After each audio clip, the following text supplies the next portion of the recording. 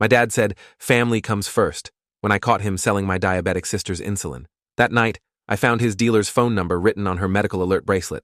I was 15 when I first realized something was wrong with how Dad was handling Mia's diabetes supplies. She was 12 and had been type 1 diabetic since she was 8, so we all knew the routine by heart. Monthly pharmacy pickups, careful insulin storage in the fridge, checking expiration dates, keeping emergency glucose tablets everywhere. But lately, Mia had been asking for her emergency kit more often, saying she felt shaky and dizzy during school. I figured her blood sugar was just harder to control as she got older, since that's what the doctor had warned us about during puberty. What I didn't know was that Dad had been systematically stealing her medication for months. The first red flag came when I was getting juice from the kitchen fridge and noticed we only had 2 insulin pens left when we should have had at least 8 from the monthly refill Dad picked up 3 days earlier.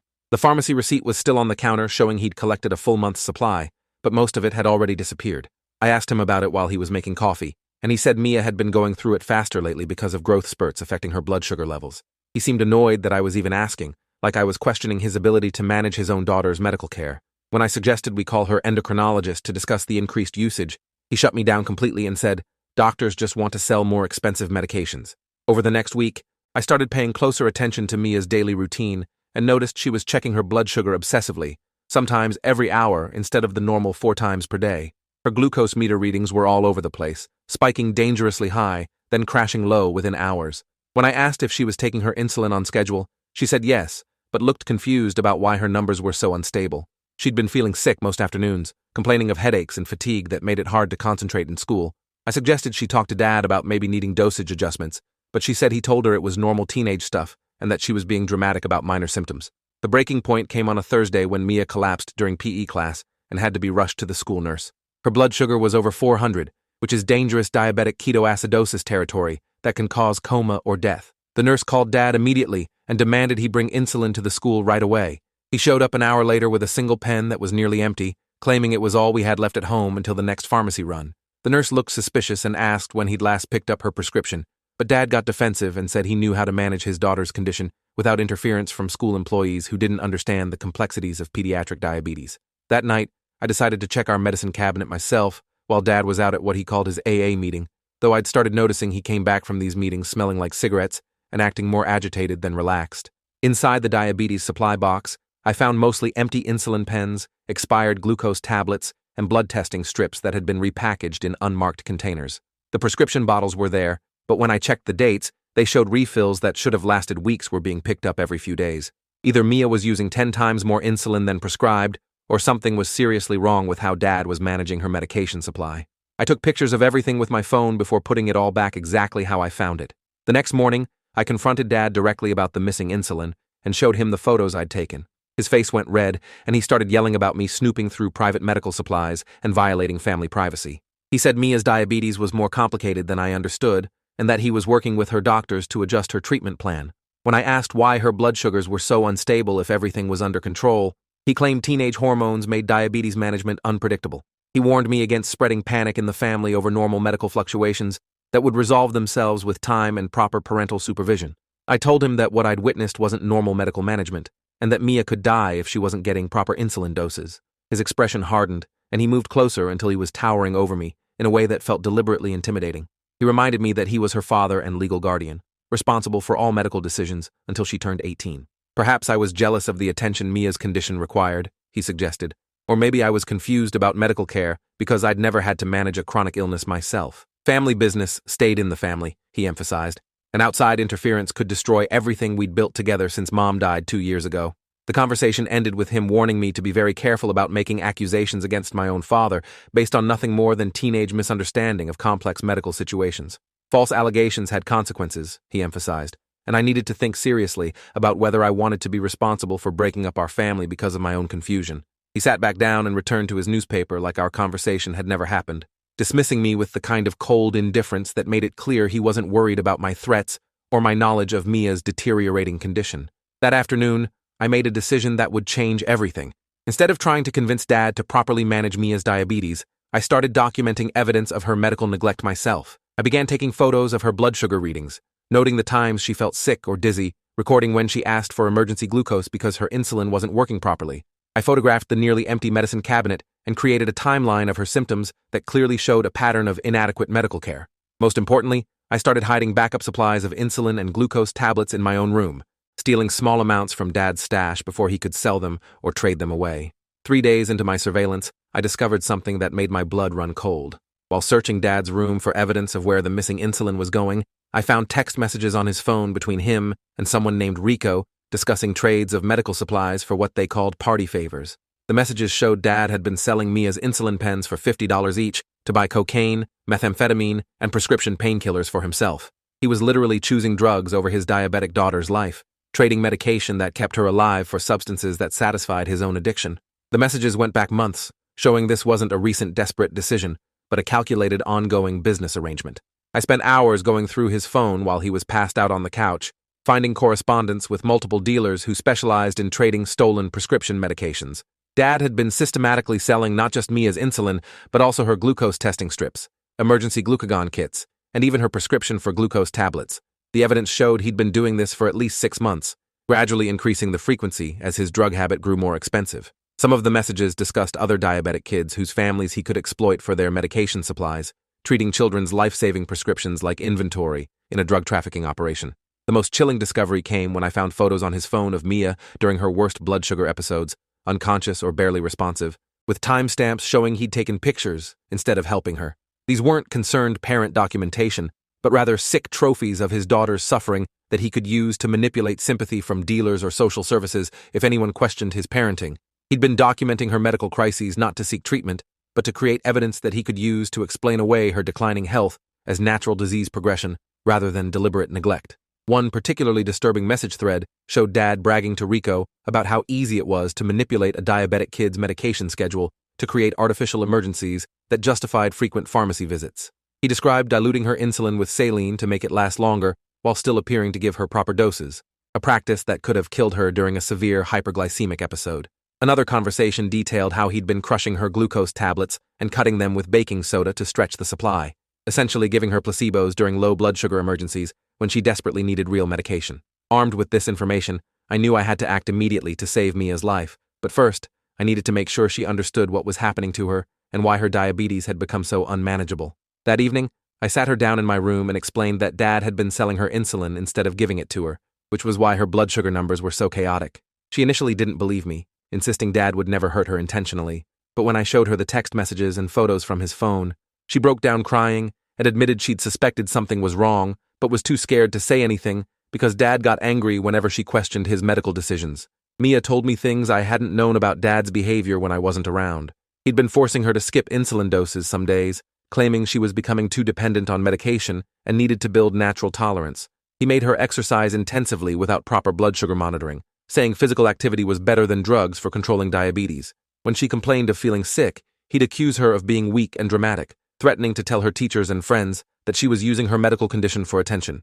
He'd even hidden her glucose meter for days at a time, claiming she was obsessing over numbers instead of learning to listen to her body's natural signals. The manipulation went deeper than just medication theft.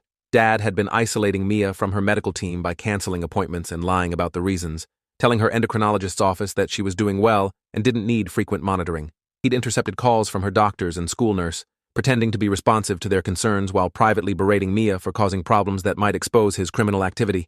He convinced her that medical professionals were trying to over-medicate her for profit and that he was protecting her from unnecessary interventions that would make her sicker in the long run. The psychological abuse was just as damaging as the medical neglect. Dad had trained Mia to believe that her symptoms were character flaws rather than treatable medical conditions, making her ashamed of needing insulin and glucose monitoring to survive. He told her that strong people don't depend on medications and that she was choosing to be sick because it was easier than taking responsibility for her own health. When she had severe hypoglycemic episodes that left her confused and shaking, he'd mock her for being dramatic and demand she perform normal activities to prove she wasn't really that sick. As I listened to Mia describe months of this systematic abuse, I realized Dad hadn't just been stealing her medication for drug money, he'd been deliberately torturing her with medical neglect while convincing her it was for her own good. The cruelty was so calculated and sustained that it went far beyond addiction-driven desperation into something that looked more like sadistic pleasure in watching his own daughter suffer.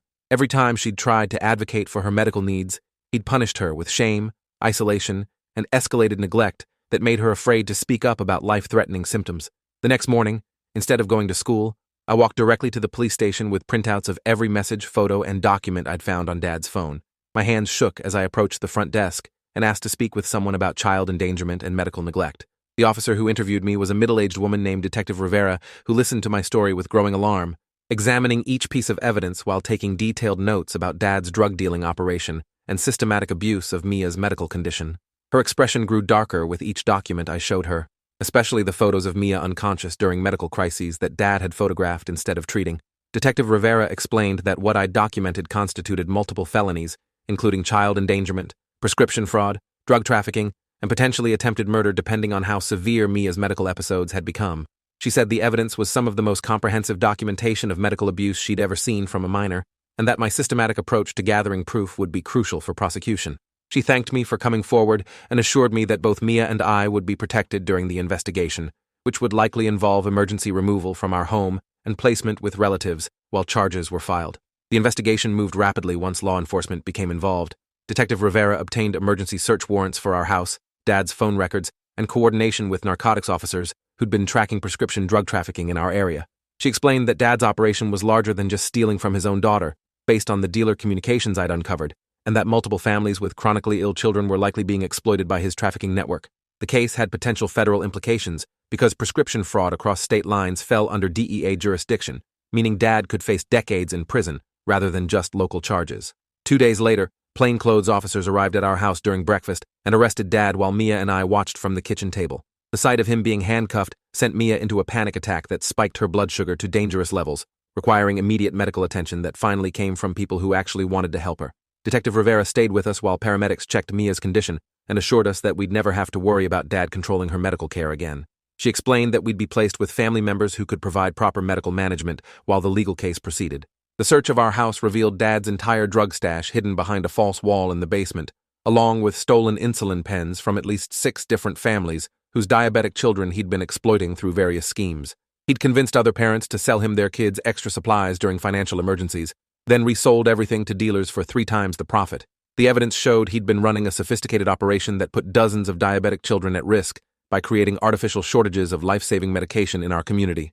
Police found detailed customer lists, pricing charts, and expansion plans that treated pediatric medical supplies like any other criminal commodity. One of the most disturbing discoveries was Dad's recruiting notebook, where he'd documented vulnerable families with diabetic children that he could potentially exploit. He'd attended diabetes support groups and online forums not to help Mia, but to identify other desperate parents who might be convinced to sell their children's medication during financial crises.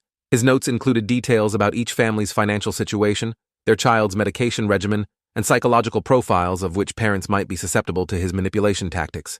He'd essentially turned pediatric medical support networks into hunting grounds for finding new victims. Within 48 hours, Mia and I were placed with our Aunt Carol, who was a registered nurse and immediately took control of properly managing Mia's diabetes care. For the first time in months, Mia had consistent insulin doses, regular meal timing, and proper blood sugar monitoring that brought her numbers back into healthy ranges.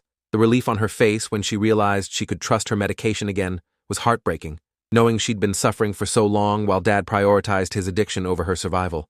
Aunt Carol had to completely restart Mia's treatment plan because Dad's medication tampering had made it impossible to determine her actual insulin needs. The medical evaluation that Aunt Carol arranged revealed the full extent of damage Dad had inflicted on Mia's health over the past 6 months. Her A1C levels showed extremely poor blood sugar control that had put her at risk for diabetic complications typically seen in adults who'd had uncontrolled diabetes for decades. She had early signs of diabetic neuropathy in her feet, kidney function changes that suggested diabetic nephropathy, and retinal changes that could progress to vision loss if not carefully monitored.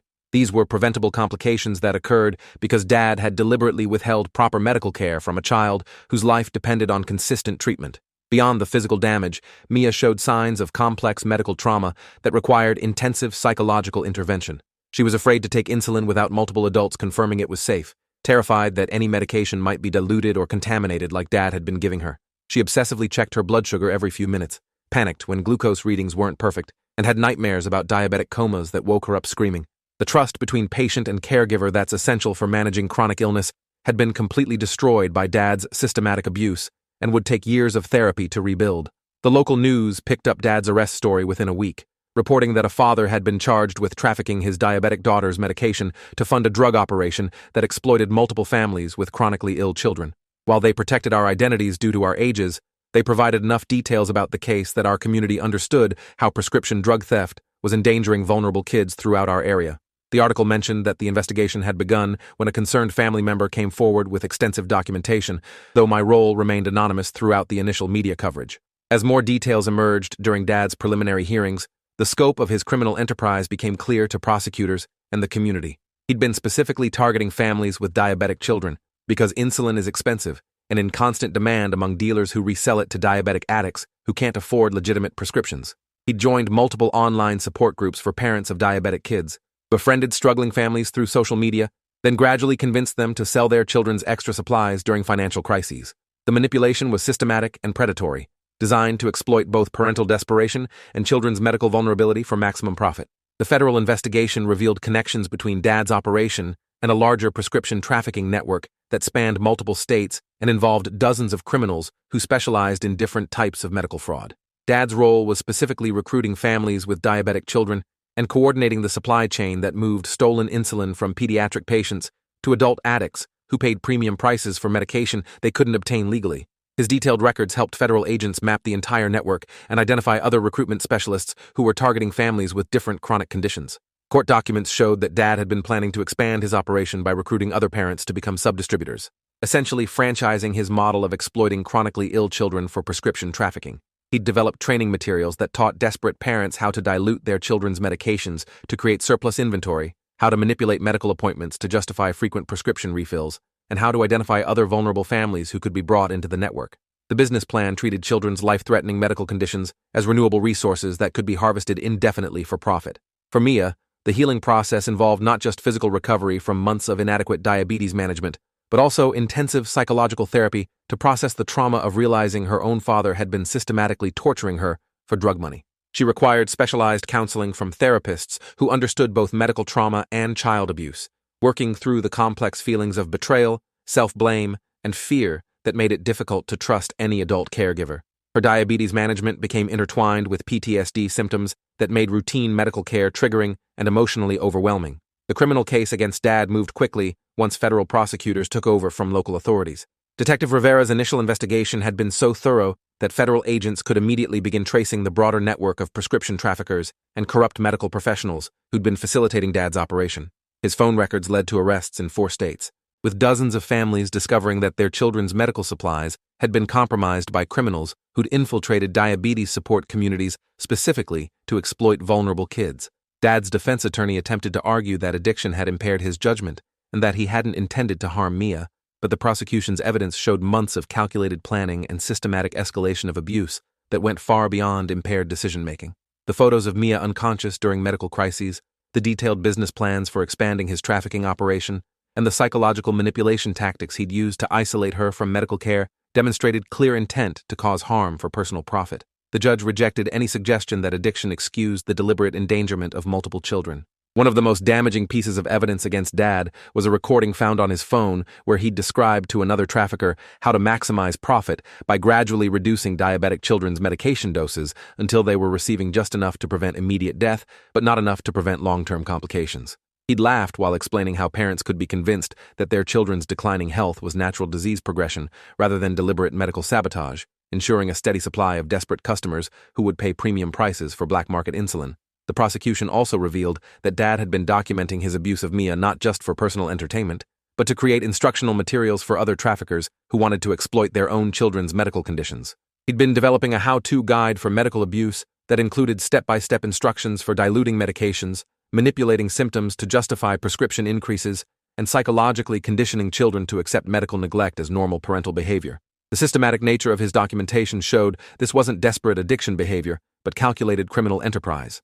Federal sentencing guidelines for prescription trafficking involving minors carried mandatory minimum sentences that Dad couldn't avoid through plea bargaining, especially given the aggravating factors of child abuse and operating a continuing criminal enterprise.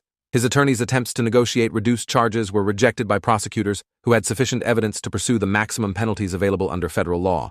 The case became a priority for the DEA's operation, targeting prescription trafficking networks that specifically exploited children with chronic medical conditions. As the legal proceedings continued, more families came forward with stories about Dad's recruitment tactics and the systematic way he'd infiltrated diabetes support communities to identify potential victims. Parents described how he'd gained their trust by appearing to be a knowledgeable and caring father dealing with the same challenges they faced, gradually introducing the idea of selling excess medication as a way to offset the crushing financial burden of pediatric diabetes care. His manipulation had been so skillful that several families had trusted him with their children's medical information and emergency contacts.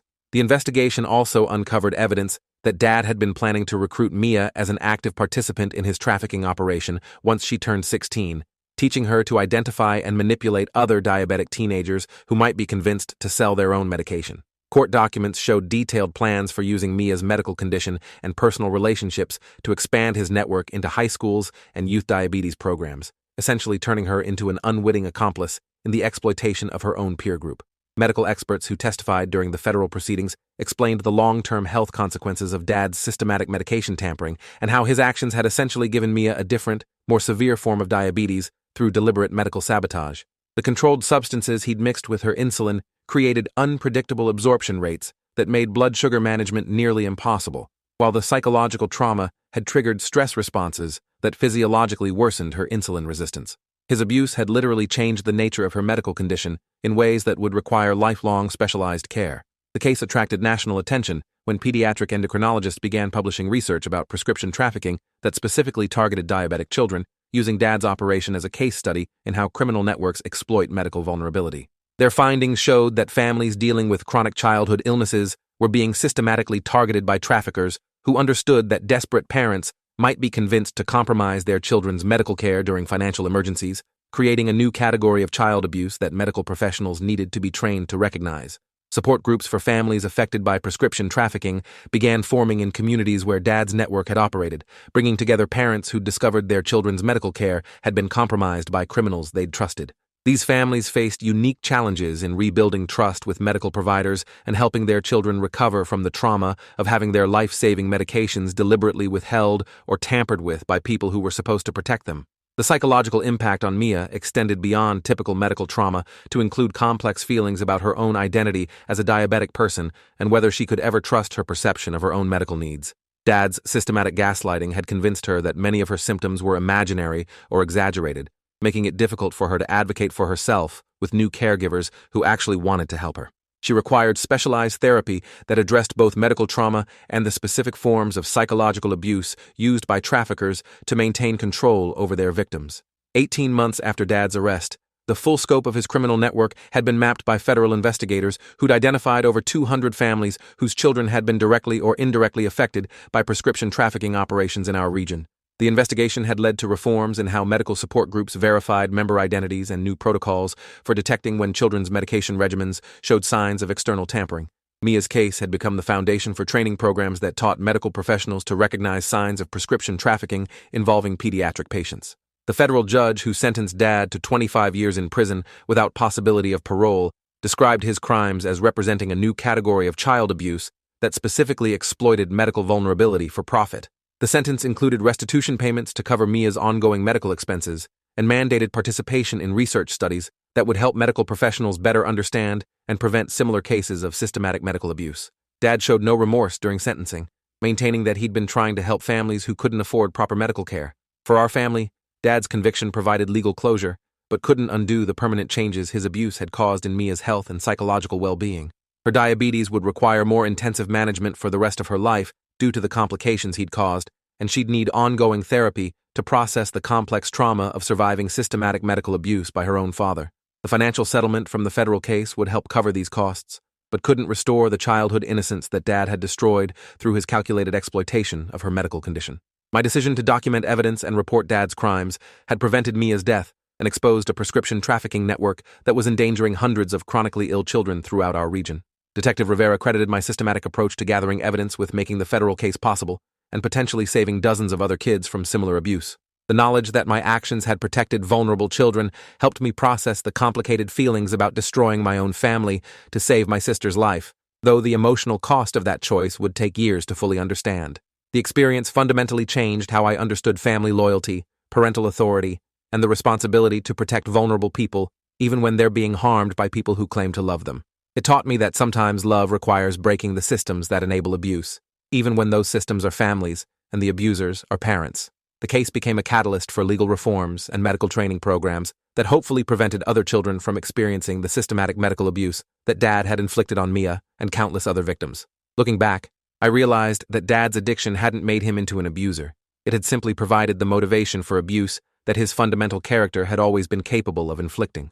The systematic nature of his exploitation, the pleasure he'd taken in documenting Mia's suffering, and his complete lack of remorse even after conviction showed that he'd used addiction as an excuse to justify cruelty he'd wanted to inflict, regardless of his substance use.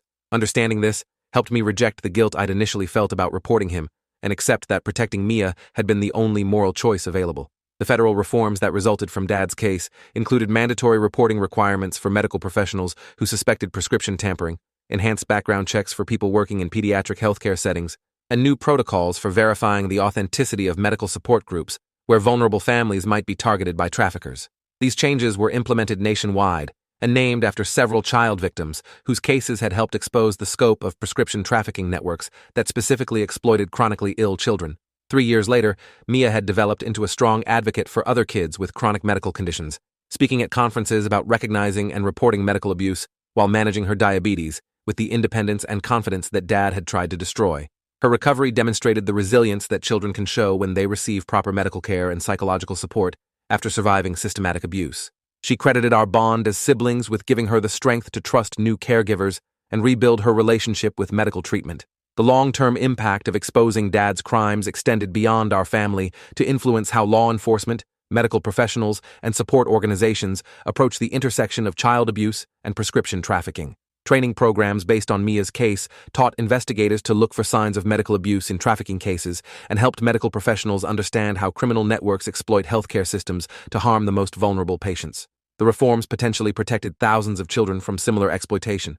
For me, the experience shaped my career goals and my understanding of how systemic abuse operates within families and communities that appear normal on the surface. I chose to study medical social work with a focus on child protection, using the knowledge I'd gained from investigating Dad's crimes to help other young people recognize and report abuse that masquerades as medical care. The case taught me that protecting vulnerable people sometimes requires destroying the very relationships and institutions that claim to safeguard them. The civil lawsuits against the medical professionals and support organizations that had failed to detect Dad's trafficking network were settled for substantial amounts that funded research into prescription abuse and new prevention programs. These settlements acknowledged that systematic failures in oversight had enabled Dad's operation to continue for months, while Mia and other children suffered life-threatening medical neglect. The money couldn't undo the damage Dad had caused, but it supported efforts to prevent other families from experiencing similar trauma. 6 months later, Dad died in federal prison during a fight with another inmate who discovered he was serving time for abusing a diabetic child. Mia's A1C levels had stabilized in the normal range under proper medical care, though she'd need specialized monitoring for diabetes complications for the rest of her life. The federal task force created after his case had identified and shut down 12 prescription trafficking networks, specifically targeting families with chronically ill children. I graduated high school early and started college studying medical advocacy, determined to help other kids whose medical needs are being exploited by people who should protect them. Sometimes saving a life means accepting that some family bonds are too dangerous to preserve.